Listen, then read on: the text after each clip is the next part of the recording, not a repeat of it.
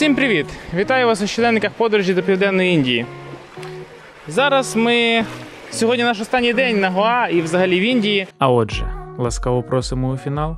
Цей випуск буде дещо ностальгічним, тому що пройшов майже рік доволі насичений, цікавий і дещо непростий. Крім того, накінець-то побачила світ моя книга «В Індію на весілля». Придбати екземплярчик, до речі, можна за посиланням в описі. Ми снідали, спостерігаючи краєвид з балкону готелю, і хотіли залишитися тут ще на кілька днів, тому що час пролетів дуже швидко, а от їхати зовсім не хотілося. До літака залишалося не так вже й багато часу, тому ми пішли купатися в океані, благо що пляж знаходився всього лише через дорогу від готелю.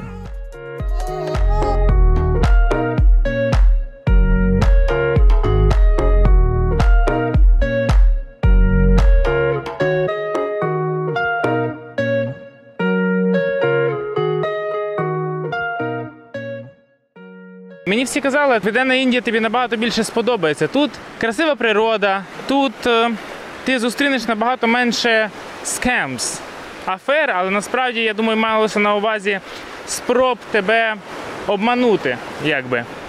І це справді так. Гори, це прекрасно. Я дуже радий, що нас звозили показати гори, тому що це найулюбленіше моє місце, по-моєму, у світі – це гори. Хотів би піти в похід, певно, по індійським горам. Це було б супер. Як це відбувається тут? Тут до тебе підходить водій тук-тука або таксі і пропонує тук-тук або таксі. Ти кажеш «ні, дякую» і він пішов. Це навіть для Борисполя нонсенс. В Північній Індії це відбувається дуже цікавим способом.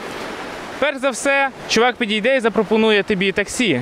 Ціна, яку вони будуть пропонувати, буде далека від адекватності. Що мені найбільше сподобалося в Індії, це люди, бо люди справді тут такі гостинні, вони відкриті, вони милі. Дуже сподобались традиції індійського народу. Те, що ми відвідали сім'ю гуру, це такий досвід, якого звичайний турист не може отримати просто так на вулиці. Це справжнє життя, можна побачити, гостинність людей. Приїхали ми до сім'ї гуру, дуже крута сім'я, дуже сподобалась їхня гостинність, приємно, аж занадто приємно. Коли ми думали роз'їжджатися, там, обмін валют, там всі такі справи, я думав, що я поїду з друзями, разом з друзями з гуру. До мене підійшов дядько, це ж, я так розумію, був дядько гуру.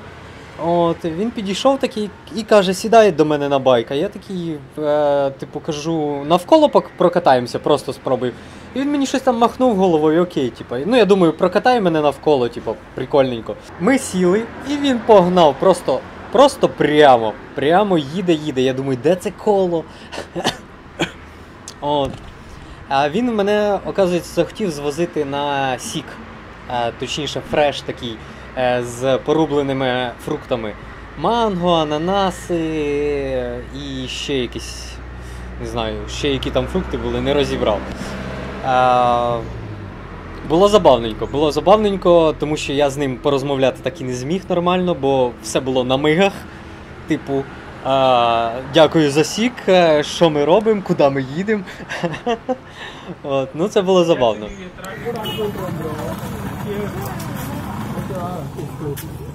Все? Ти вже поміняв? Що? Ні, що поміняв? Ти не забрав свої шмотки? А куди? Ти просто катався? І попив сок. Який сок? Шикарний сок.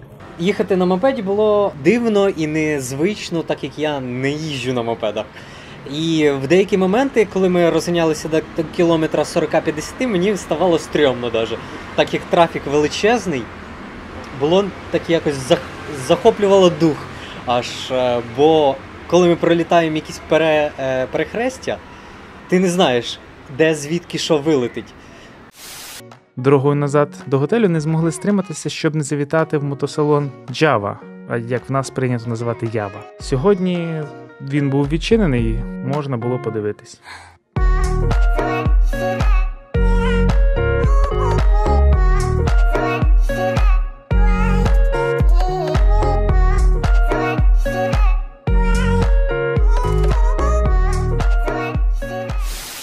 Гоа ми зупинилися в готельчику, який називався Quarto di Casa Vianney, що зразу викликало в мене певне здивування, коли я цю назву побачив, тому що назва виявилася португальською, а не індійською.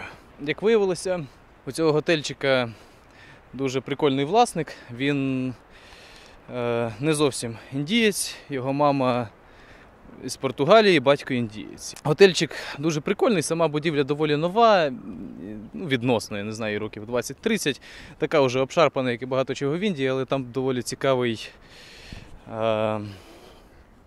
цікаве умеблювання з різними колонізаторськими меблями португальського походження. Наприклад, столик, за яким він сидить, йому 400 років, і він виглядає доволі симпатично і автентично.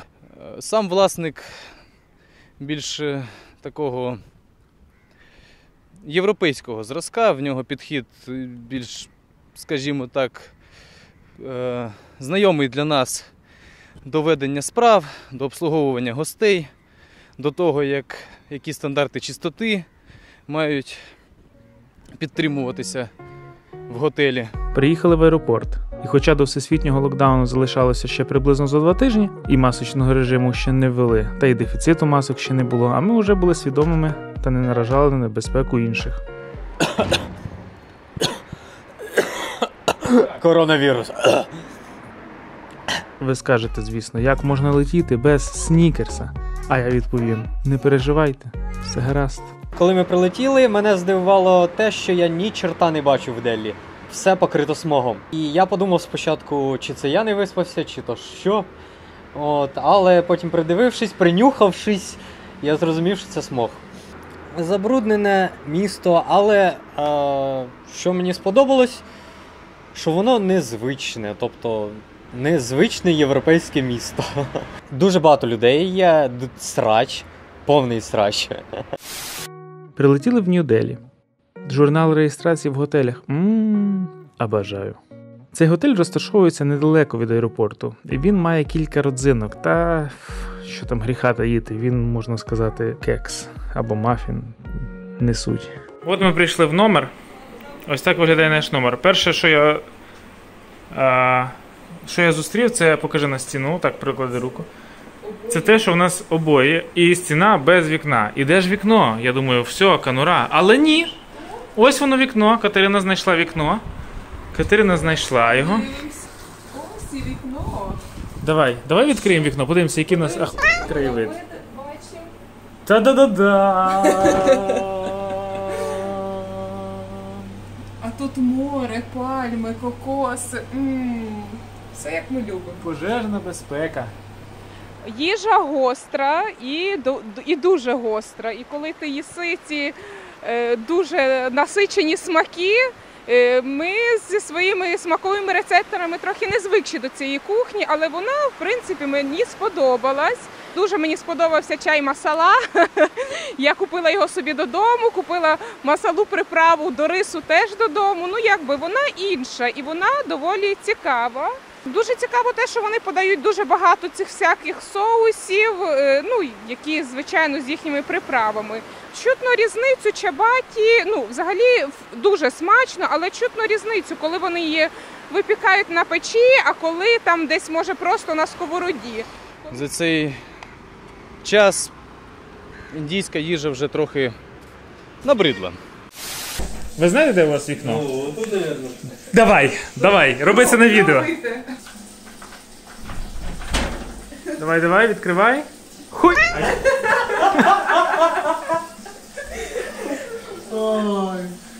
Шахта ліфта.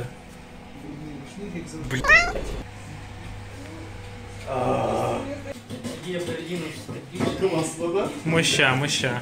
Мадурай взагалі мене здивував храмами.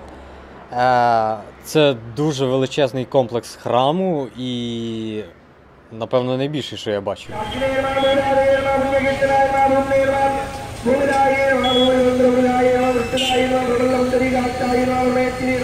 Їхні храми, наскільки вони доглянуті, місто може бути доволі грязним із запахами, але ти доходиш до храмів, храмі гарні, прибрано, чисто, якби. Для того, щоб повечеряти та закупитися подарунками та сувенірами, покинули готель та почали пробиратися через вечірні затори. На вулиці йшов проливний дощ. Кочі, курортне місто, таке дуже розвинуте. Я навіть не сподівався, що там будуть такі готелі, висотки. Це ж готелі, напевно, що там. Навіть один квартальчик нагадав мені Троєщину, таку застроєну.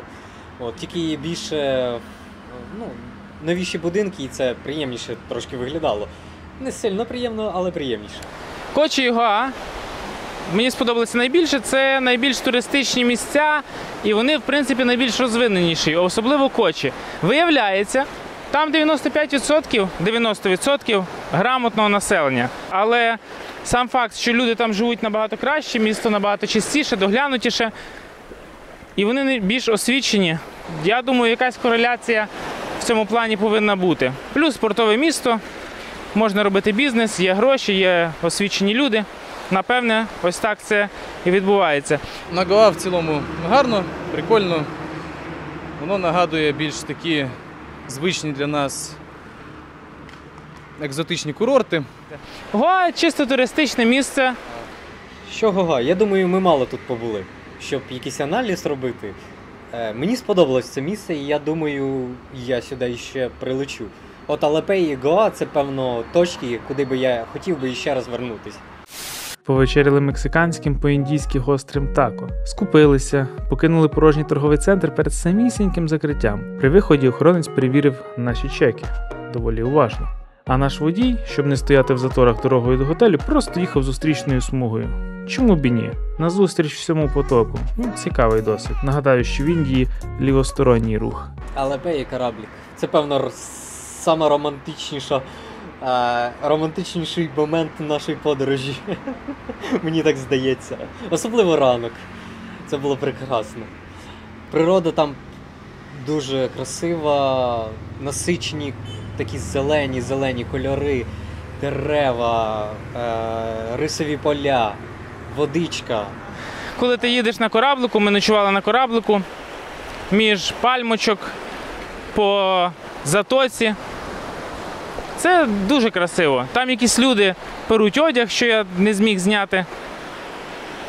Там якесь таке своє життя йде своєю чергою в звичайному ритмі, а ми просто їдемо на кораблику і любуємося природою і цим повсякденним ранковим життям. Підсумовуючи цю поїздку, я виконав свій план максимум. Сьогодні вже 9-й день чи 10-й? Який сьогодні день? 9-й? 9-й день і ніякого харчового отруєння, ніякого сонячного удару, тому що я прошарений, у мене є кепочка. Одну кепочку я забув в бабусі Гуру і купив собі нову. А з вами були щоденники подорожі до Південної Індії. Всім дякую за те, що дивилися. І ці відео залишаться з нами на згадку про цю поїздку. Передаю привіт Катерині, Тарасу і Сергію.